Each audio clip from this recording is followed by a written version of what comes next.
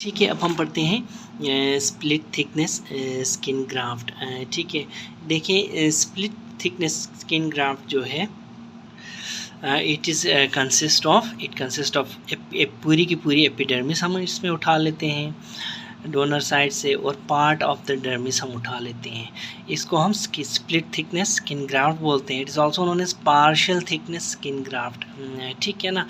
देखें, जो ग्राफ्ट है ना, ग्राफ्ट ये हम स्पेशल नाइफ से लेते हैं और यही ग्राफ्ट ये कंट्रोल करती है थिकनेस को।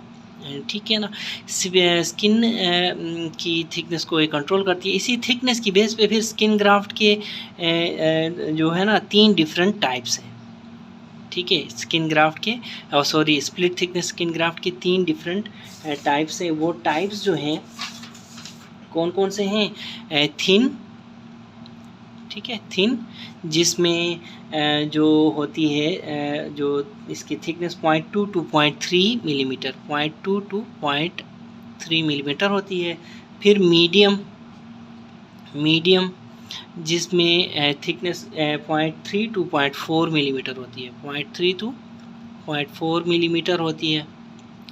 अच्छा, उसके बाद फिर थिन, मीडियम, थिक में फिर इसकी 0.4 से ज़्यादा होती है। ठीक है ना, 0.45 to 0.7 सेंटीमीटर तक मिलीमीटर तक ये जाती है।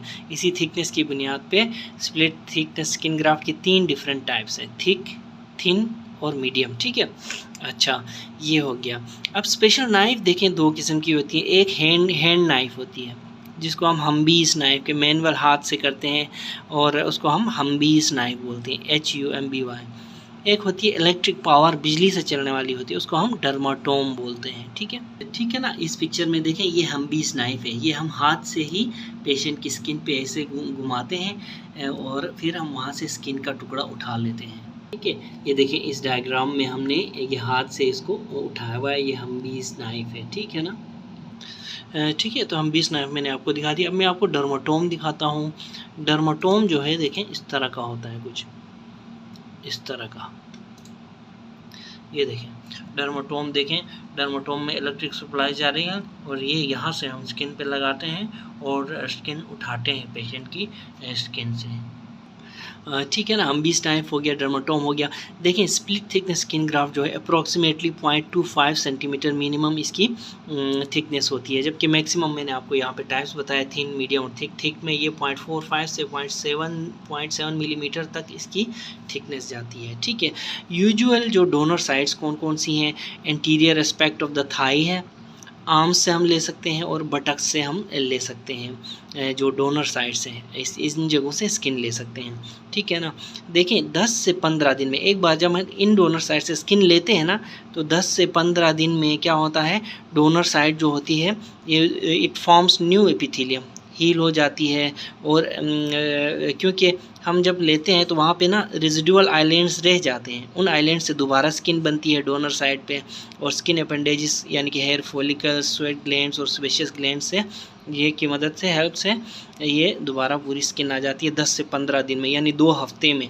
ठीक है, और याद रखें 2 हफ्ते बाद इसी जगह से हम दोबारा नई स्किन ले सकते हैं। ठीक है, ठीक है ना। ये बहुत इंपॉर्टेंट पॉइंट बता रहा हूँ कि अगर बटक्स से, फॉर एग्जांपल यहाँ पे मैंने बताया बटक्स से हमने लिए इस तरह करके हम्बीस नाइफ लगा के, हम्बीस नाइफ ऐसे लगाते हैं। फॉर एग्जांपल ये पेपर स्किन है तो ऐसे करके उठाते हैं। ठीक है, तो हम्बीस नाइफ लगाई, 15 दिन में वो रीइपिथेलियलाइजेशन हो गई, 10 से 15 दिन में, फिर हम उस जगह से दोबारा स्किन उठा सकते हैं। ठीक है, ऐसा नहीं है कि एक ही जगह से स्किन उठाई है तो दोबारा उस जगह से ना उठा सकें, हम उठा सकते हैं, ये बात याद रखें। और 14 दिन यानी कि 2 हफ्ते बाद हम दोबारा उसी जगह से उठा सकते हैं। ठीक है ना। अब जो ग्राफ्ट हम लेते हैं किसी भी स्किन से, anterior aspect of the thigh और बटक्स हो गया और फिर आर्म्स हो गए, ठीक है, इन जगहों से एक बार जब हम लेते हैं तो उस ग्राफ्ट को उसी तरह ही अप्लाई भी कर सकते हैं रिसिपिएंट साइड पे, ऐसे ही उठा के, जैसे ये ग्राफ्ट है हमने ले लिया, इसको ऐसे उठा के उधर लगा सकते हैं। और दूसरा, हम उसको मैश भी कर सकते हैं। मेशर देखें एक मशीन होती है, ठीक है, मेशर मशीन होती है। फॉर एग्जांपल ये देखें, ये मेशर मशीन है, ये स्किन है, इसके अंदर से गुजारेंगे तो ये इस तरह छोटे छोटे होल्स बनाती है। इस होल्स का फ़ायदा ये होता है, इस होल्स के फ़ायदे में आपको ये थ्रेशर मशीन देख लें आप, ठीक है, इसके होल्स के फिर फ़ायदे बताता हूँ। देखें थ्रेशर मशीन में मेशर मशीन में जब हम मेश करते हैं तो इसके होल्स क्या करते हैं, सरफेस एरिया को बढ़ाते हैं। फॉर एग्जांपल स्किन इतनी है तो उसको जब मेशर मशीन के साथ जाएंगे तो वो इतनी ज़्यादा हो जाएगी, ठीक है, इस तरह इसमें फिर होल्स बन जाते हैं। अब इसके फ़ायदे क्या हैं, देखें एक बात तो मैंने बताई आपको कि it increases the surface area of the skin, यानी कि जो आपने ग्राफ्टिंग स्किन ली है उसकी सरफेस एरिया बढ़ाती है। दूसरी ये कि इसके बीच में जो सुराख है ना, इन सुराखों में से ये देखें, ये जो सुराख नज़र आ रहे हैं ना आपको स्किन के बीच में से, ये हम रिसिपिएंट साइड पे लगाएंगे तो रिसिपिएंट साइड पे हेमाटोमा बनने के चांसेस होते हैं। वो हेमाटोमा या सीरोमा जो है इन सुराख के ज़रिए बाहर निकल आता है, और जब हेमाटोमा सीरोमा बाहर निकल आता है तो इन्फेक्शन के चांसेस भी कम हो जाते हैं, ठीक है। ठीक है, अब बात करते हैं फिक्सेशन की। फिक्सेशन देखें, फिक्सेशन का मतलब ये होता है कि एक साइड से स्किन ली, वो स्किन फ्लैप उठा के दूसरी साइड पे हम लगाएंगे कैसे, उसको फिक्सेशन कहते हैं, ठीक है। फिक्सेशन हम स्विचर से करते हैं, टांके लगाते हैं, या स्टेपलर के से स्टील के टांके लगाते हैं, और फिर बैंडेजेस करते हैं। यहाँ पे मैं आपको दिखाता हूँ, ये देखें, यहाँ पे हमने इसको ना स्किन को मैश करके यहाँ पे लगाया और ये इन जगहों पे टांकों से इसको फिक्स कर देते हैं। यहाँ देखें, यहाँ भी एक ग्राफ्ट लगाया है, इन साइड के एरियाज़ में अच्छी जो स्किन है उसके साथ टांके लगा के इसको फिक्स कर देते हैं। यहाँ पे टांके आपको नज़र आ रहे हैं, ये देखें, ये टांके स्विचर्स कहते हैं इनको, ठीक है, ये देखें इस तरह हम फिक्स करते हैं, ठीक है।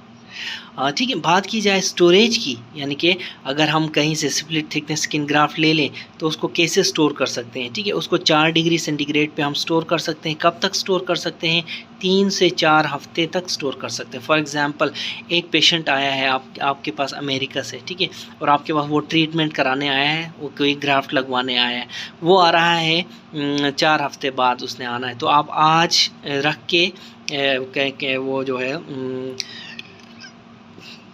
कोई स्प्लिट थिकनेस स्किन ग्राफ्ट रख के फ्रिज में 4 डिग्री सेंटीग्रेड तक रख सकते हैं। नॉर्मल फ्रिज नहीं, इसके लिए सेपरेट ठीक है मशीन्स होती हैं, ठीक है।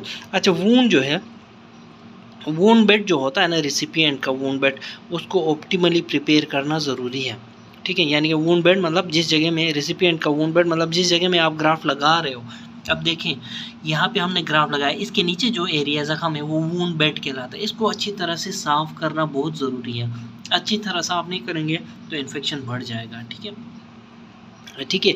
और इन्फेक्शन अगर बढ़ गया तो फिर आपका ग्राफ्ट जो है वो नाकाम हो जाएगा। यहाँ से मैंने आपको हेमाटोमा की बात की थी, याद रखें, हेमाटोमा जो है most common cause of graft failure, ये MCQ है, याद रखें। Haematoma is the most common cause of graft failure, ठीक है। अगर हेमाटोमा ऑप्शंस में नहीं है तो सीरोमा लिख देना, ठीक है। अच्छा, याद रखें एक और बात, सर्जिकल ग्राफ्ट फेलियर जो है ना, वो अगर आप इम्प्रॉपर वूंड प्रिपरेशन करेंगे ना, जहाँ पे आपने ग्राफ्ट लगाना है उसकी सही तरीके से प्रिपरेशन नहीं करेंगे तो आपका जो है ग्राफ्ट फेल हो सकता है, ठीक है। इसी तरह स्किन ग्राफ्ट जो है ना, वो स्किन ग्राफ्ट वो उन जगहों पे कामयाब नहीं होते जहाँ पे ब्लड सप्लाई कम हो। फॉर एग्जांपल कौन कौन सी जगह हैं, कार्टिलेज में अगर आप स्किन लगा देंगे तो वो ज़्यादा कामयाब नहीं रहेंगे। टेंडन्स में और नर्व्स में आप स्किन ग्राफ्ट लगाएंगे तो वो कामयाब नहीं रहते, ठीक है, ठीक है। यहाँ पे देखिए MCQ करते हैं, which of the following layers of the skin are incorporated in split thickness skin graft. तो इसका आंसर क्या होगा, epidermis and superficial part of dermis, ये मैंने आपको बता दिया, ठीक है। फिर यहाँ पे ना, यहाँ पे देखें कि स्प्लिट थिकनेस स्किन ग्राफ्ट की टाइप्स बताई गई हैं और फुल थिकनेस स्किन ग्राफ्ट के बारे में भी कुछ कमेंट दिए गए हैं, ठीक है। रोक के आप पढ़ लें इसको, ठीक है।